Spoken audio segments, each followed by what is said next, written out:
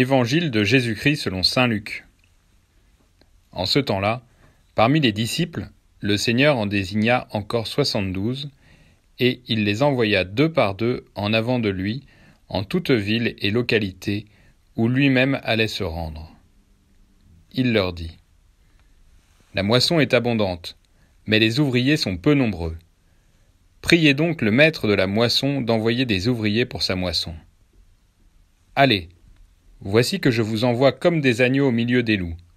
Ne portez ni bourse, ni sac, ni sandales, et ne saluez personne en chemin. Mais dans toute maison où vous entrerez, dites d'abord : Paix à cette maison. S'il y a là un ami de la paix, votre paix ira reposer sur lui. Sinon, elle reviendra sur vous. Restez dans cette maison, mangeant et buvant ce que l'on vous sert, car l'ouvrier mérite son salaire.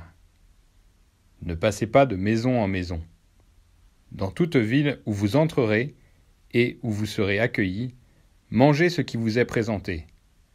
Guérissez les malades qui s'y trouvent et dites-leur : Le règne de Dieu s'est approché de vous.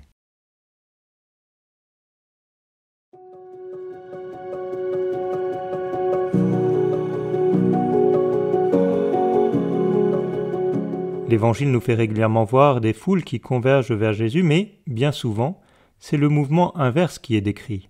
Le royaume de Dieu vient vers son peuple. Jésus vient vers les hommes. La paix vient habiter dans le monde où résident ceux qui sont prêts à l'accueillir. La fête de Saint Luc aujourd'hui nous permet d'entendre l'Évangile de l'envoi en mission des 72. Pour eux, l'enjeu n'est pas d'aller chercher les foules pour les amener à Jésus, mais plutôt de préparer la venue de Jésus dans leur ville et dans leur maison. Cette réflexion est importante pour nous personnellement. Il s'agit de se mettre à la suite de Jésus, mais peut-être avant cela, de simplement l'accueillir chez nous tel que nous sommes. Cela doit marquer aussi notre participation à la mission.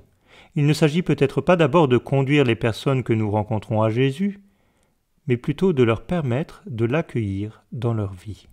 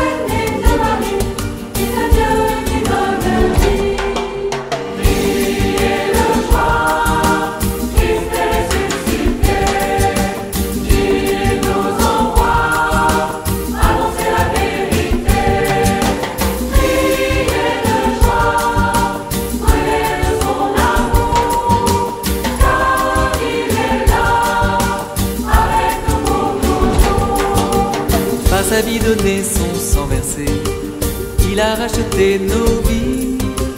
Il détruit les portes des enfers, il nous sauve du péché. À tout homme il donne son salut, don gratuit de son amour. Vivons dans sa gloire et sa clarté, maintenant et à jamais.